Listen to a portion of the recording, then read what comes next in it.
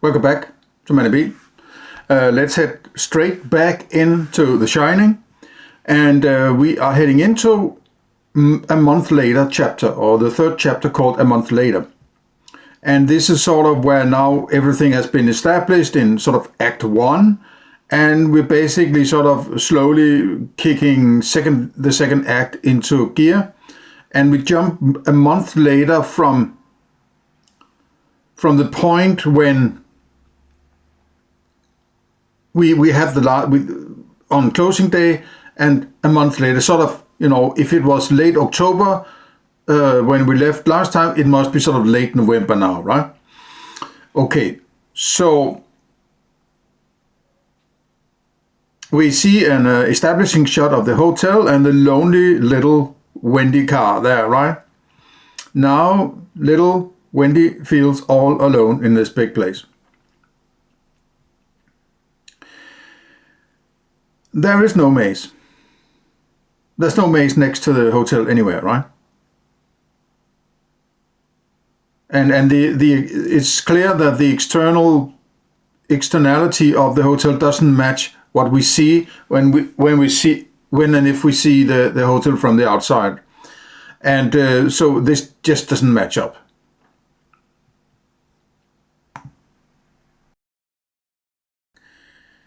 Wendy emerges from a corridor that doesn't seem to make much sense.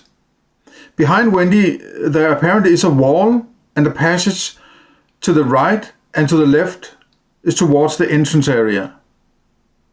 The gold room, same carpet, sort of. This is somewhat similar to the twins corridor. So it has sort of mirrors the feeling and the goldenness of it, right? And there's a mirror, something that feels like a mirror at the far end, sort of some mirroring establishment of the story here, and all that mirror stuff, right? But it's hard to make out the bottom of this, because the bottom of this can't have something that goes to the left in the picture, because that would be to the entrance, as far as I'm concerned, right? And the right, that doesn't really seem to be a passage, but there might be. So, but at this point, it's sort of, how far is it in concordance with the understanding of the whole complexity or the construction? What's the term? How it's put together, this building? It's just it's not coherent, and I don't want to point it out every time there's something that sort of doesn't make sense, unless it's sort of a very glaring thing. So I'm just sort of repeating it here, right?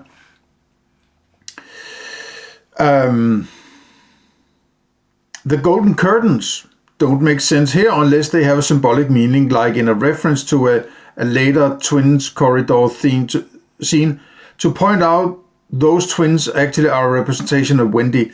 I'm not sure, but sometimes it also looks like some like hair, blonde hair that is sort of with a bow on each side, right?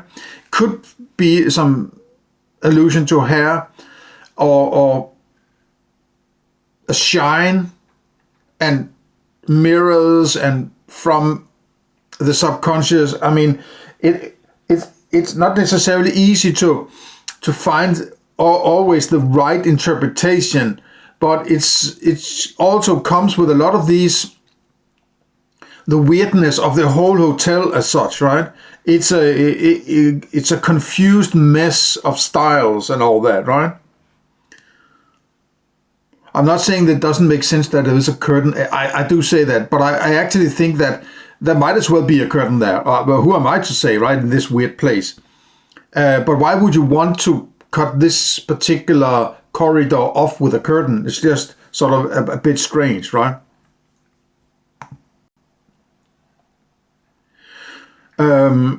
Wendy arrives with breakfast, and the kitchen is not here, but presumably somewhere at the other side or below, according to the walkthrough through the kitchen earlier. Lots of memories, quote, on the walls, right? Photographs. She has walked a good deal back in time.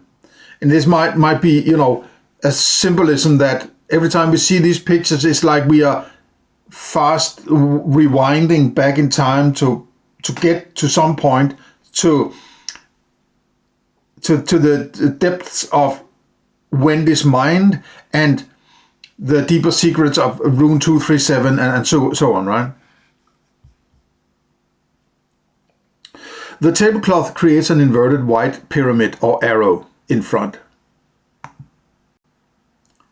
As Wendy turns the trolley, two white pyramids or arrows are visible at the same time, or the cloth on the piece of, what do you call it, sheet on the trolley there, right?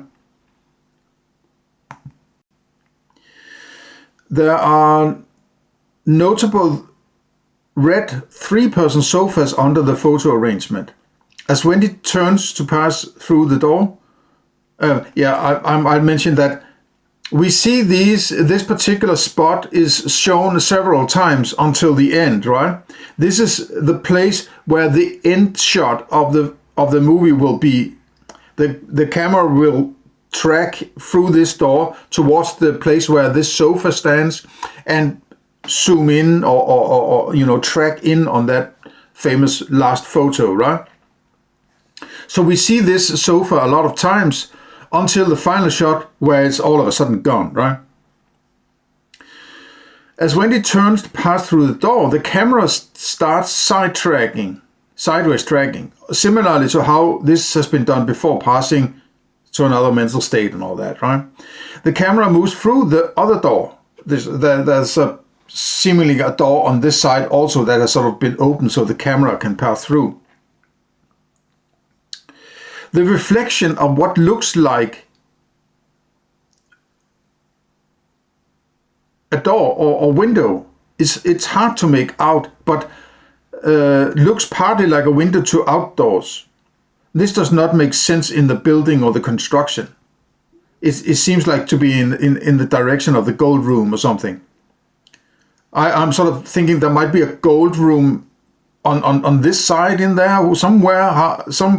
Also that it might, where the camera stands, if you went further in the direction that Wendy is pulling the thing there, right? And just kept going straight, there might be a passage that way to the gold room. It's hard to figure out how this gold room is put together.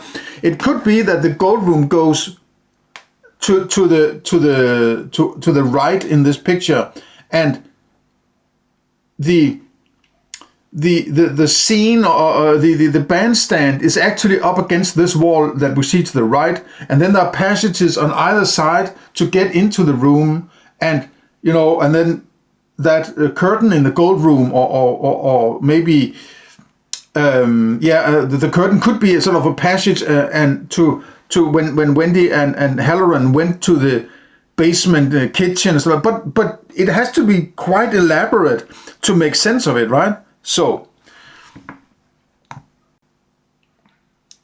continuity. The gold room sign has been moved to the opposite side of the door. I mean, they could have done it. It could be that it was one of the last things they did on the closing day, or Wendy has just sort of moved it over there, or whoever, right? But there's no particular reason why they should, right? Except maybe for the sake of the camera here, but then that's a bad kind of a continuity problem, right? So it is a deliberate continuity error, right? The armchair and table have been moved closer to the path Wendy is walking at the line of the golden curtain.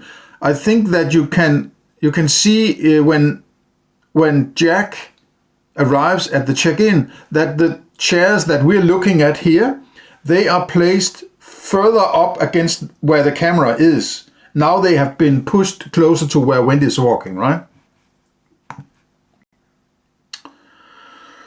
There ought to be an elevator door around here to connect with the elevator door they came out of during the walkthrough, compared with the general construction of the hotel and the placement of the elevators in the Colorado Lounge and so above, right? So that just seems to be something missing. It's hard to make out how this works. I'm honestly confused about it. And obviously, I don't think it's supposed to make sense. If you try to make sense of the rooms, you have to force things into place in order to make the rooms and things connect and fit together and so on, right? It doesn't fit together. Wendy enters the lobby area in extremely strong backlight. As the trolley passes behind the red pillar, it very much resembles how in two cases when the family arrived at the hotel, the side-tracking camera hit both the wolf's mouth and Ullman in a similar fashion.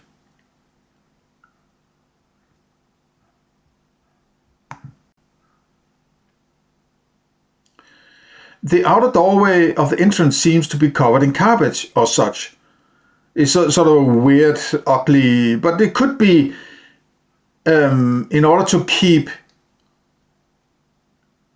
the door from freezing or something like that. There might be some good rationality for this. So it might actually be very reasonable that it's there. It just looks a little odd, right? Okay, a nice shot here, right? As Wendy moves through the lobby, the camera moves out to a spot behind her, to create another lovely symmetric shot when she is just about where the camera was when Jack entered the lobby for the interview. And also fairly close to where Halloran is going to be axed, right? So there's something about this particular spot here. It cuts to Danny on his tricycle. So she has just walked the path that Halloran will later take to be axed by Jack just a few feet ahead. So it's like she's kind of walking she's reminded of some plans of the future that she has, right? Because of the change away from the stark backlight, the white balance of the scene changes to warmer tones, as if Wendy's mind moves from blue to golden, right? And there might be something just occurred to me that Kubrick is of course aware about white balance in cameras, that if you have the type of light, interior light and exterior light, the direct lighting is often more harsh than softer non-direct light, and so on. Reflections are generally warmer or whatever, right? So he knows this effect, and I also think these must be important. There's no errors anywhere in this movie. The colors is supposed to be what they're on the film strips, right? On the film rolls. It shouldn't be digitized, quote. It shouldn't meddle with the colors palette. It has to be as it is in the film. Otherwise, you're destroying a masterpiece. You are literally destroying a masterpiece. You're cutting the top bottom off and changing the intensity of the colors or the color schemes and the lighting and so on. It's just a completely different movie than Kubrick intended, as it is now on the 4K restoration, right? Or whatever you call it, digital, whatever, mumbo jumbo.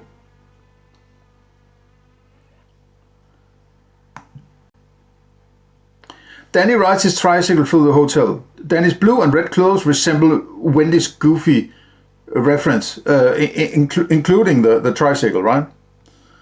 When they arrived at the hotel, there seemed to be two bells on the handlebars. Now there's only one on the right. The shape of the seat of his tricycle, together with his trouser slips, resembles the dresses of the girls.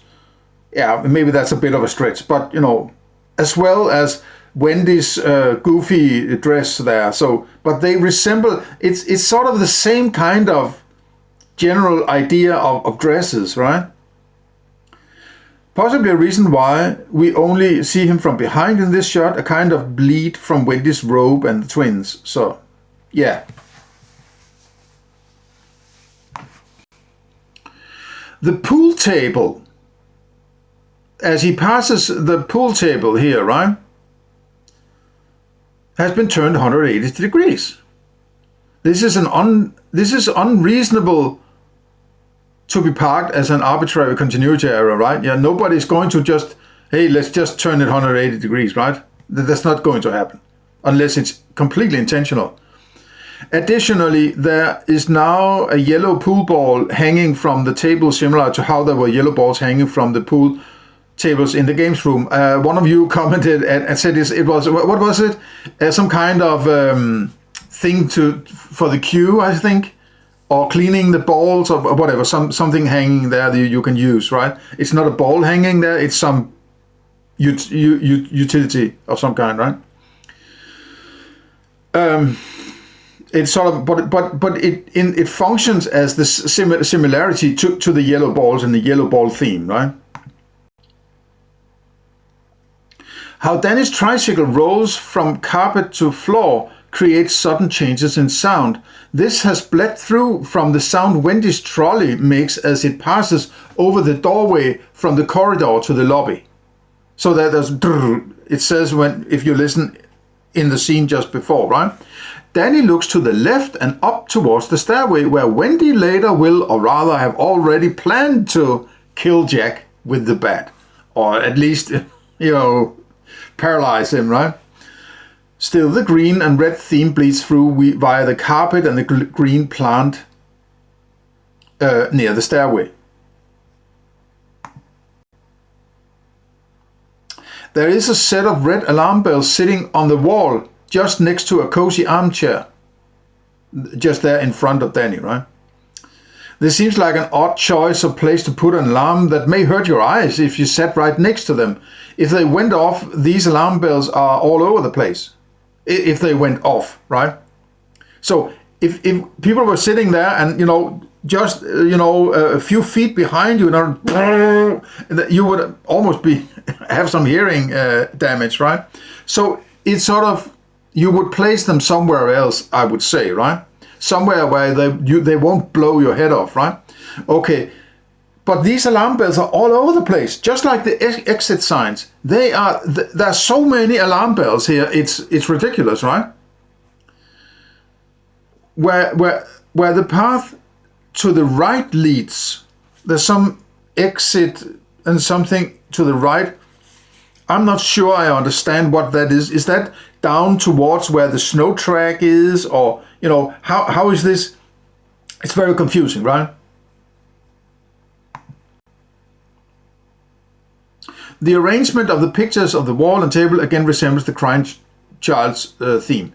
Additionally, the pictures depict predator and prey, which will soon be repeated in Jack's green eagle t-shirt we will see up in the bed, right? Possibly because Wendy feels like the prey of a predator represented by Jack. Danny has now completed a full circle back to where the scene started. So we took it back here, right? And also this is, it's strange that there is this kitchen thing going on here on the first floor. So it looks like kitchen-y, right? But the kitchen we were walking with on the it's called second floor in US, right?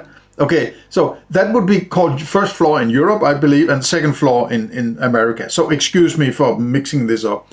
If this is the second floor with the Colorado Lounge, then below that must be the check-in lobby area, and below that must be the kitchen, right? Or am I missing something? I mean, it might be that actually the kitchen is in this first floor, but that's kind of unusual. Usually you park your kitchen or you have your kitchen on the ground floor, because when people arrive with goodies, with all their stuff, right? When you don't want to carry it up. You want it to drive it right into your kitchen or your storages and so on, right? It's unusual to keep something on the second floor, right? US second floor. So it's just out of place, in my opinion. It's confused. Okay, so Wendy comes out of an elevator apparently marked by an exit sign. Another exit sign, right? The arrangement of the room doors are strange. Like there are more than one door to a room, or they lead to small rooms to make place for an elevator, etc., right? So it's there's a, on the corner with this old coffee machine there, it looks really, antique almost, right? There's a door in there and another door on the corner there. I find it unlikely that this is different rooms, right?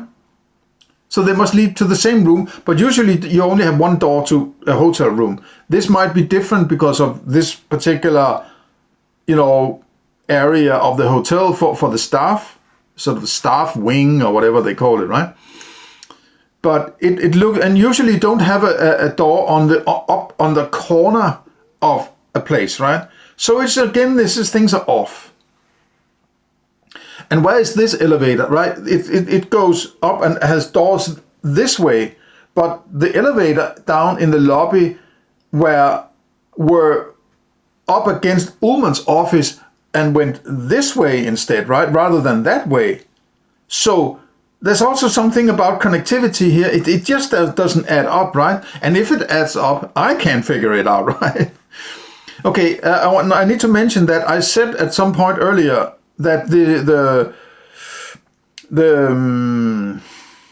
wallpaper in the twins corridor, right, was particular to that corridor. You can also see it down there, but I think it's sort of it's confined to only this angled corridor part here, right? And it's sort of the same kind of Wendy memory we're dealing with. She's coming out like a light blue twin from the same kind of corridor as we saw earlier, or will we see later, a bit later, with the twins saying, "Come and play, Danny," right? Interestingly, Wendy chooses to turn the trolley 90 degrees, perpendicular to the direction. This may look weird, but since there are some steps up just inside the door, she has to carry the tray, so it makes sense it is easy to grab here. The way she grabs the door handle in this situation now basically makes her mirror how Ullman opened the door, right? It's almost like she stands in this same pose with one arm there, and right? And even with the other hand raised, the mattress strangely still hangs around. The mattress is still there. But as I say, I think this is to make sure that you understand when you see Danny smashing a door, because there are the stairways here that might lead to other floors that look similar to this. So if there's this mattress hanging on the railing there, you are aware that if Jack tries to axe through a door and there's a mattress, it's this place. So it's in order to identify this place, I believe, right?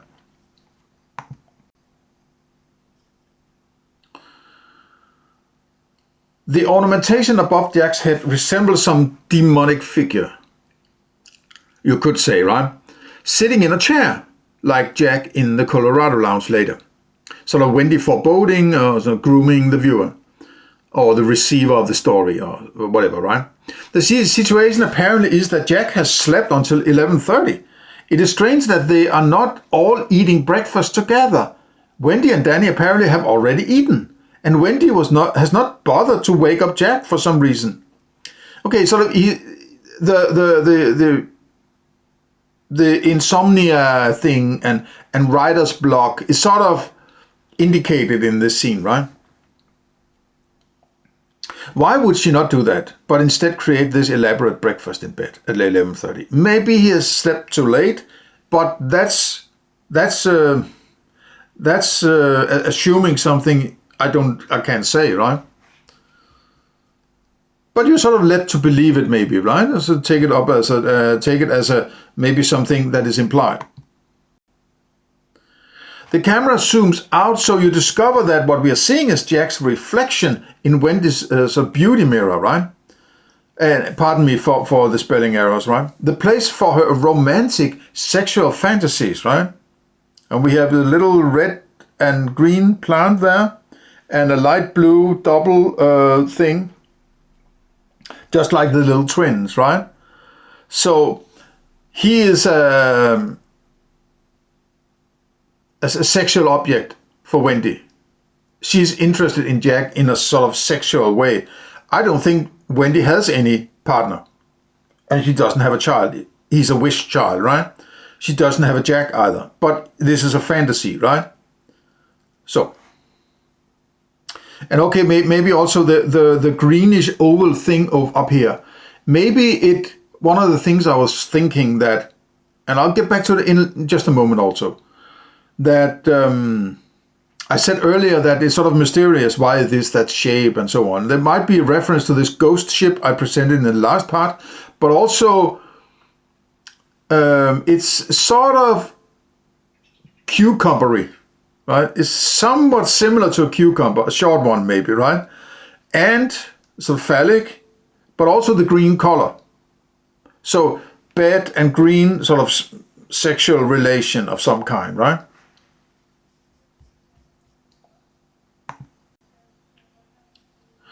The oval piece above the bed has moved to the right and tilted a bit. It's sort of, and it's moved to the right. You might say, well, it moved to the left. Yeah, but this is a mirror, so it must be the other way in the real bed, right?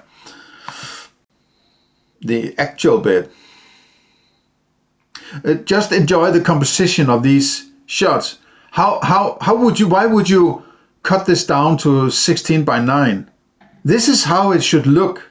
This is a natural composition look. You wouldn't remove the top and the bottom and squeeze it, right?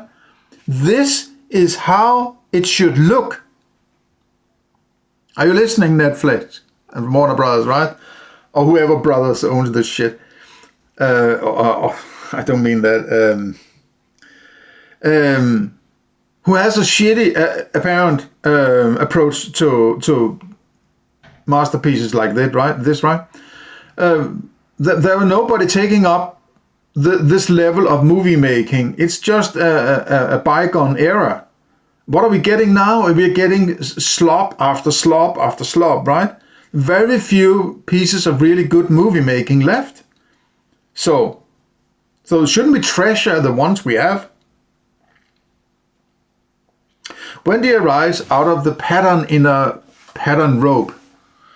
Out of the pattern in a pattern robe. It's the triptych with the open doors and all that, right? 1x4 and 2x4 patterns and the duality mirror. I'm not sure about the 1 and 2x4. So that's not correct. But anyway, right? There's a lot of checkered pattern. I see this as Wendy's acceptance that her defenses against having her subconscious examined has been pulled down by the psychiatrist in her asylum, but she is still creating a story about what goes on here. Her posture, arms and tray, resembles a pyramid, right? With her right eye, maybe she's tilting her head a bit, so it's sort of her right eye that becomes the apex, right?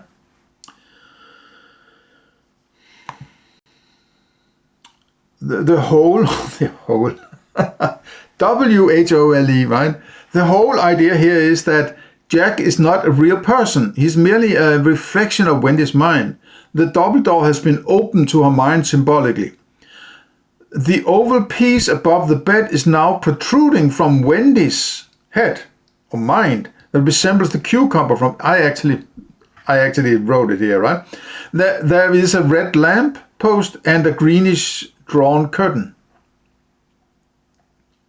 Yeah, so the red lamp and greenish looking colored somewhat, right? So, but it might be an overinterpretation, right? The half glass of juice reminds of the yellow ball. The mirror itself is phallic. Yeah, it has sort of this, and then like the top head of phallus, right?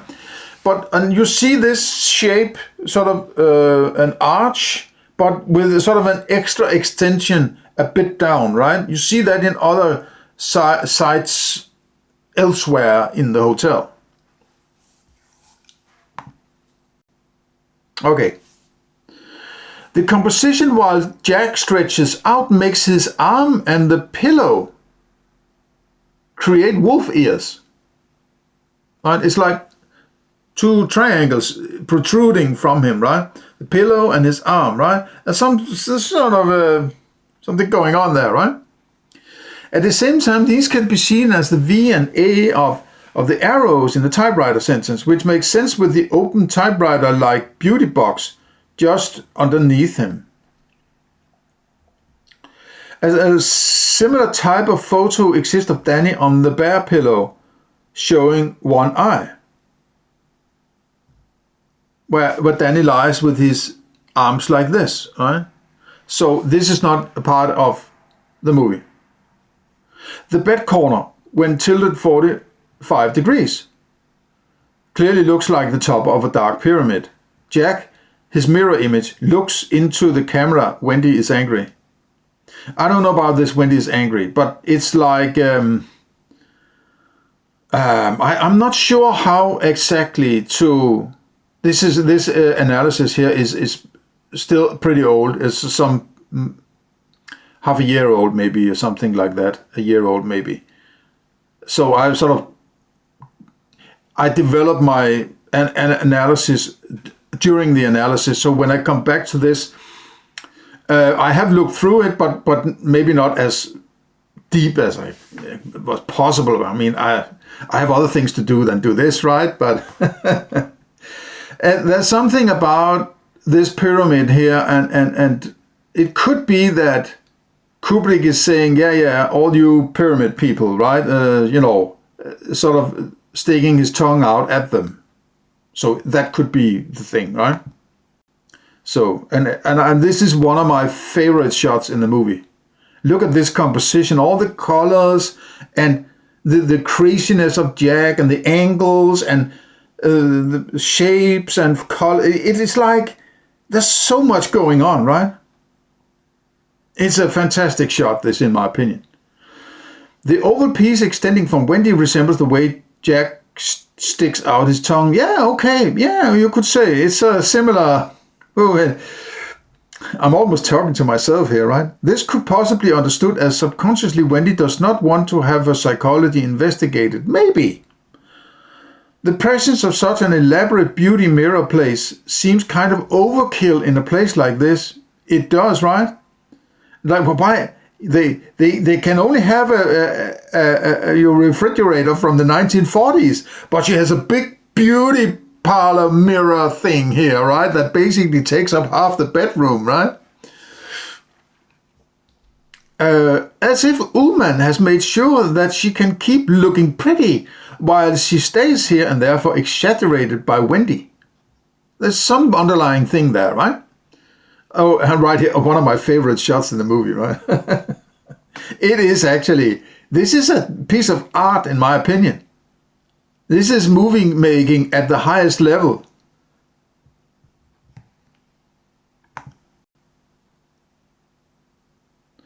Wendy hands Jack the glass of orange juice so that it covers his head and their arms sort of connect in a diagonal fashion. The orange juice is likely a hint to the yellow ball. I'm just reminded of something.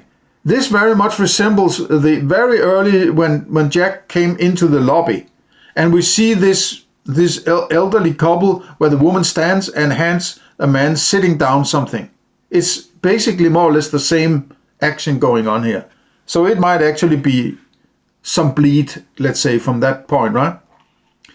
Kubrick apparently managed to find a green t-shirt from Stovington, which is the name of the place in the original novel by Stephen King, where Jack was working as a teacher, and with an eagle on it. This is both a bleed-through of the picture on the wall from Danny's tricycle ride just before, and a reference to the Adler typewriter in the next scene. Adler means eagle in German.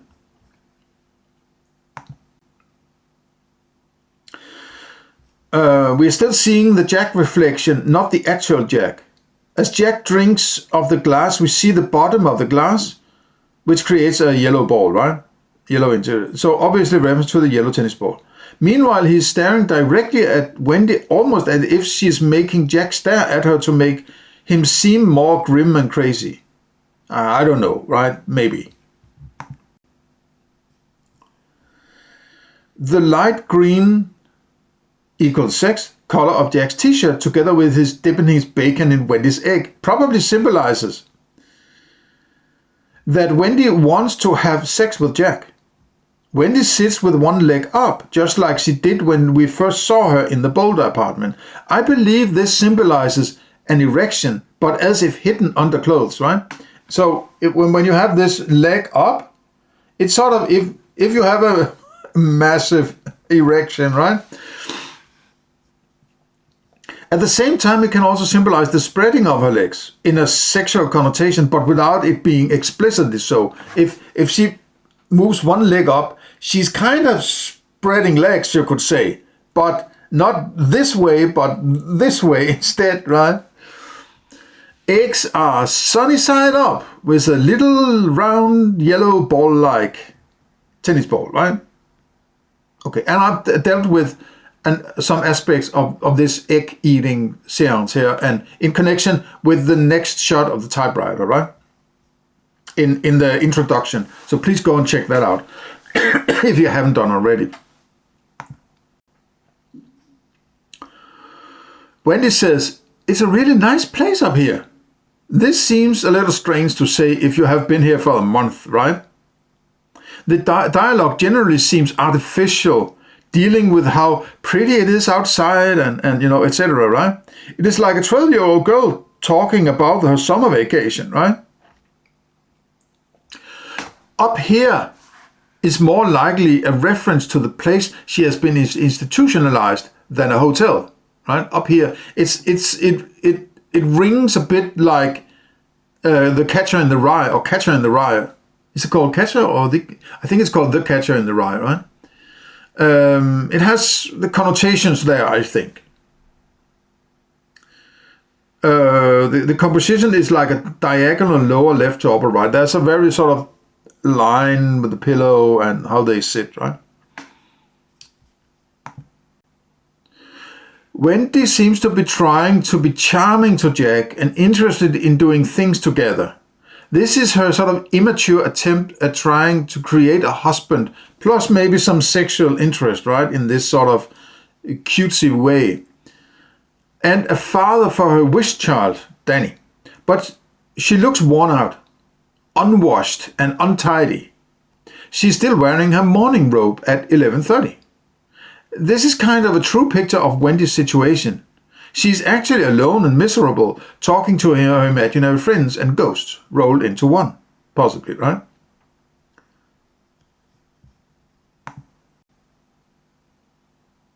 The view is now switched, right? We're switching. This is not the mirror anymore. Now we are seeing it, the other side of the mirror, so to say. It's almost like Jack has sort of come out of the mirror into more real understanding for Wendy, right? This is possible to show that the story Wendy is telling has become more like reality than her actual reality. Jack has come seriously alive in her hotel world. The composition is now more like a diagonal lower right to upper left corner. And yeah, maybe it's sort of the switch of the diagonal line and all that we also have seen on occasions earlier. Continuity. The oval piece above the bed has moved back to what looks like its supposed position. Before it was moved and tilted, and now it's sort of more back in the middle of the bed and sort of perfectly horizontal, right? Then we have this typewriter scene, and I've sort of dealt with it quite a lot, right? And the carpet under the table above the typewriter there also shows little pyramids / arrows. There are arrows on en masse there, right? Excuse me for that ringing. Okay, so if there was a open Marlboro pack next to the typewriter, and that's the one you see down there, right? So Virginia Slims seems to be those that Wendy is smoking, as we saw in the Boulder apartment. So Virginia Slims, V is sort of an arrow. V in Virginia is an arrow, right? Marlboro M is sort of a double arrow. So it could, Virginia Slims could also be that Wendy is quite slim and she's not Virginia but a virgin. Or maybe she would like to have been, or her stolen virginity, maybe she wants it back, kind of, right? Okay. These Marlboro packs were labeled as original advert from 1978. I don't know if that's correct, but it looks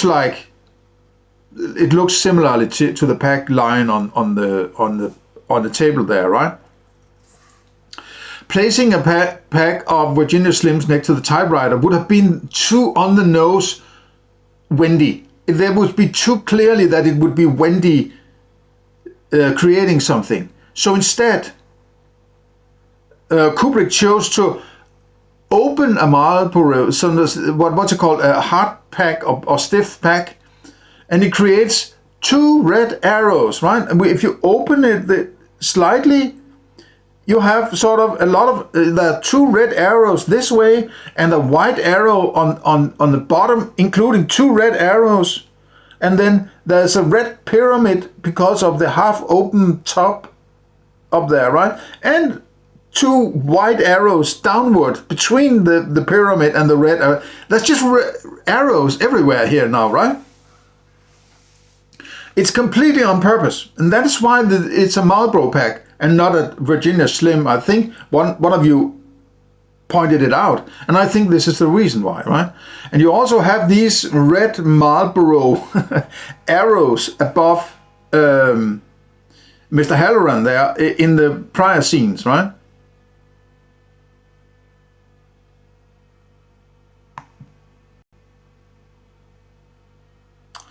The zoomed out view shows Jack in the background throwing a tennis ball at the wall. The driftwood sculpture reminds of a pyramid structure. Yes, also from this side, it's almost like the same sofa has been moved 90 degrees onto this place. It seems like this furniture have been moved around, or at least maybe it hasn't. But there was some. As I remember, there was some furniture up against this table here, or this table was further up against the sofa over there. So there has been something moved around, as I believe. And this happens quite a lot. These things in the middle of the lounge here sort of kind of moves, right? The glass of pencils, which is what I called a tankard earlier, may be a Kubrick self-reference to Jack D. Ripper's desk in Dr. Strangelove. He also had sort of a pencil thing there, right? And it might also reference that tankard of pens in Ullman's office.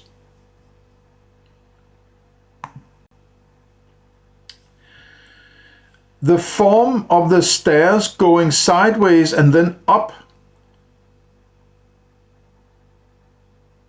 The sideways stairs lines more or less ends in the same point around the top of the bottom of the big chandelier, furthest from the camera. Yeah, I'm trying to. I mean, it is this. Again, these pyramid shapes, right? That are seen a lot of times. So let's. You can figure it out for yourself, right? The outlines of the base carpet under the nails of the lines up the driftwood sculpture to create a pyramid. Yeah, generally strong symmetry. Absolutely, right? I cannot help relating the Colorado Lounge to the Last Supper painting by Leonardo da Vinci. The ceiling, the windows, and the table. Jesus is placed in the center of a triptych. getting ready to go up there and do some judging, right? The far end of the Colorado Lounge is kind of a triptych, right? With a stairway to heaven in the center. I mean, it's just right. So, you know. This shot gives a closer view of the mural and the driftwood sculpture.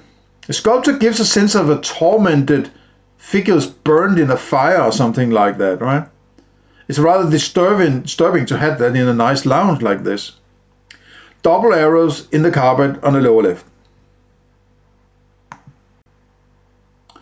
The mural supposedly is inspired by Indian art. I have no insight into those aspects, but I believe they are derived from Wendy's subconscious or sort of mirroring and duality.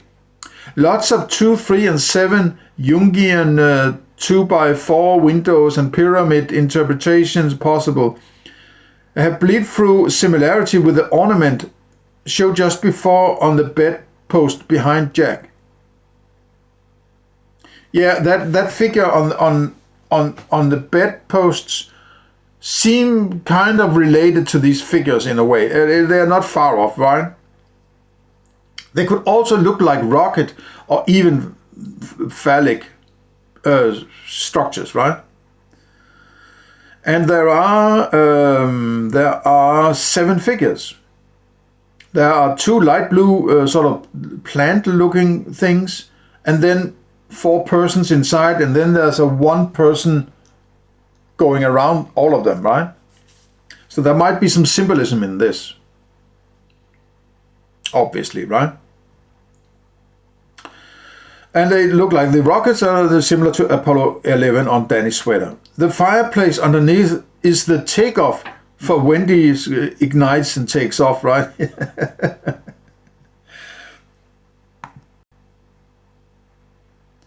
This still not look like a building sitting on the slopes of a huge mountain, right? The angle is chosen deliberately to avoid as best as possible this lag.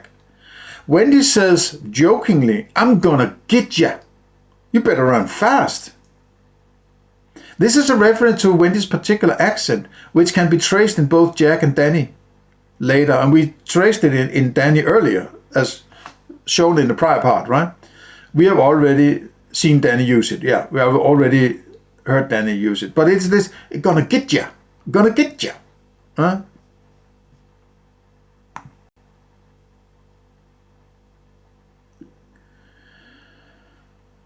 Some of the leaves of the hedge maze have faded. I take this to be a weakness of the set building, not necessarily a way of indicating the season. But none of the leaves inside the maze are similarly faded, which could maybe be excused by a lack of direct sunlight. It is ridiculously unlikely a hotel closed during winter would have even a small maze, let alone this massive one. Who takes care of it during the closed period? It would grow out of shape and needs trimming and all that, right? And could it even grow up here at the timberline or tree line? As some of you pointed out in the comments, no, I don't think so. As I pointed out with the window behind Ullman in his office, right? It is completely out of place in so many ways, right?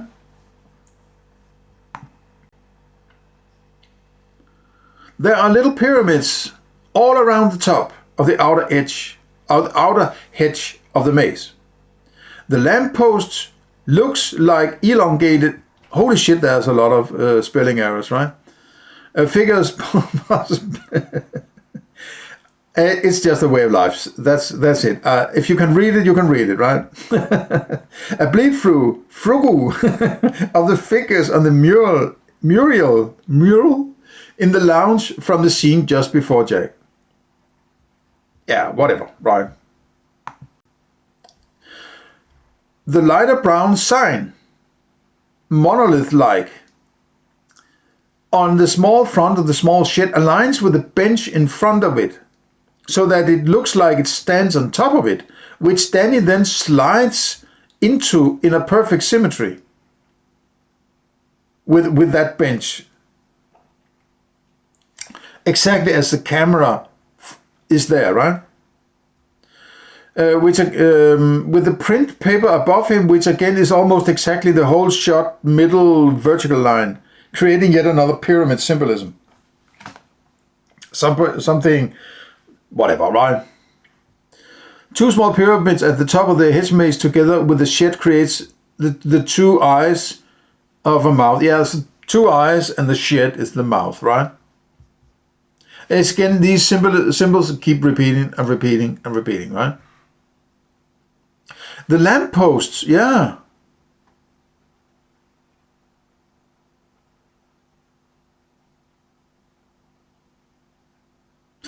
I said that earlier, right? That the lamppost might resemble a bit the figures on the mural, right?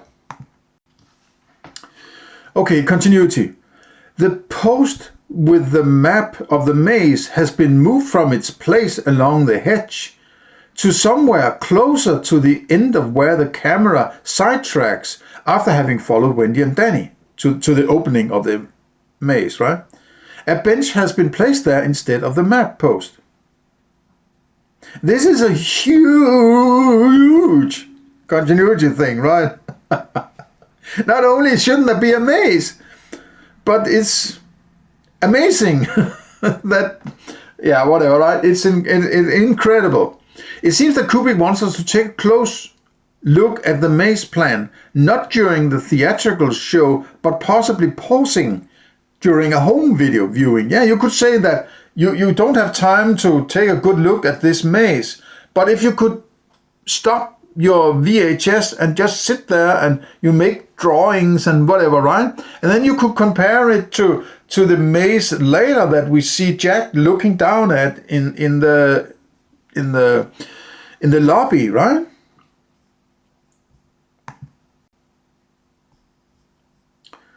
The shadows of what presumably are some bushes in the picture right in the foreground, small and large, equals maybe Danny and Wendy.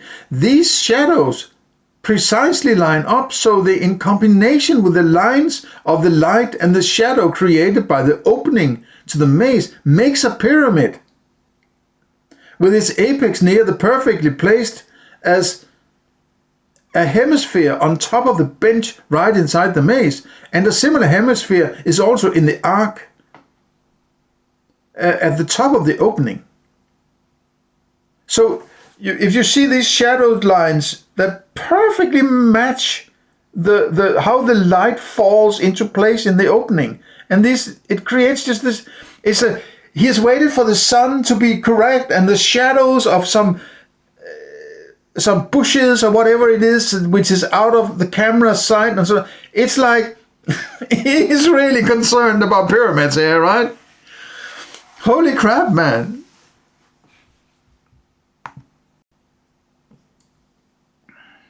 Wendy with her red coat among all the green hedge covers the hemisphere at the top of the pyramid as she runs in the U-turn path into the maze, symbolically similar to what Danny just did. I'm not sure what I'm trying to say there.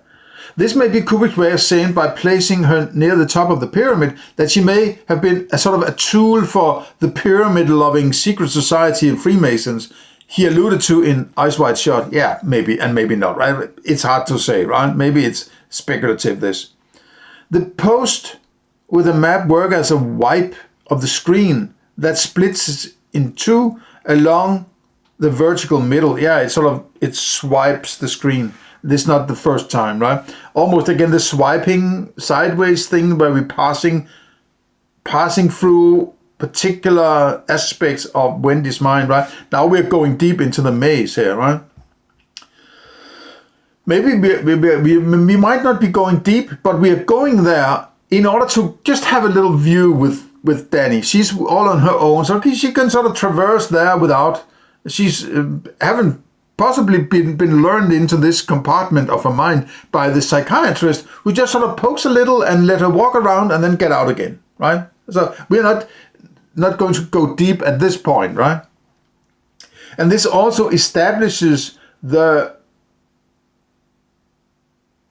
maze for the purpose of understanding how it's put together when we see it at the end of the movie, right?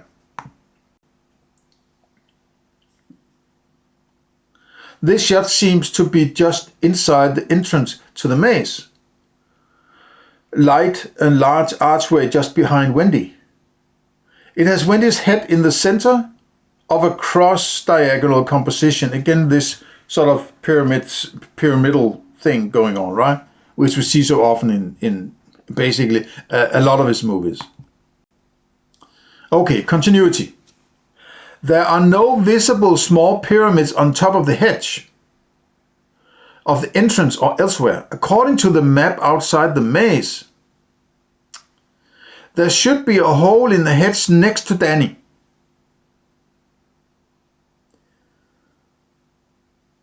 The path behind Wendy should be deeper. They turn a corner to the right after just a few meters, the camera backtracking here, right? Which does not fit with the map and the size of the maze as just seen from the other side of the outer hedge to their left. The path they took does not seem to fit them with the map in general. After the cut, it is difficult to say. If you're cutting and showing something else, where the hell is that, right? So as soon as it cuts, it's impossible to, in my opinion, to say anything, right? Unless we are in the center of the pyramid, of the maze, right? There are a few triangles seen, possibly as some kind of safety precaution. If someone gets lost in the maze, they can call for help. But against triangle theme, right? Arrows and triangles and so on. Jack has apparently relocated his ball playing to the lobby. He's throwing the balls, right? And he's standing in the center of this arrow thing, right? A small dot lies on the floor. A small doll lies on the floor, more or less where the first camera position inside the hotel was, and kind of forebode that Halloran will be axed there. Danny's tricycle is here to be associated with the tennis ball. For him, maybe to be associated, right? A yellow bear, Winnie the Pooh, and a white ball also adds to the yellow ball theme, right? A ball and a yellow bear, right? A Bugs Bunny, what's up, Doc? Doll is lying on the tricycle. So, obviously, you know, connections and symbolism and so on. There is a baseball bat lying in the sofa with its grip pointing towards Jack. Jack looks at the bat as he passes it. Just after that, he runs his right hand's fingers through his hair, from his forehead and back. His hand passes then over his head, where Wendy is going to hit him with this bat later. As if Wendy already has a premonition of what that bat is going to be used for later in the story. The idea of the bleeding and premonition aspect of The Shining is Kubrick's way of saying this is a story told, not reality. Okay, I think I will take a stop here and do the rest in the next part. And maybe if there's a lot of time left, I may jump even to the next chapter after chapter 3, right? Okay, so please share, like, and subscribe. Let me have your comment. What do you think about this? Is there something I've missed, or something you think is completely I'm out of my mind here? Or and if you want to give me a donation and support my work, please, there are links in the bio, right? So beyond that, have a nice day. See you in the next part.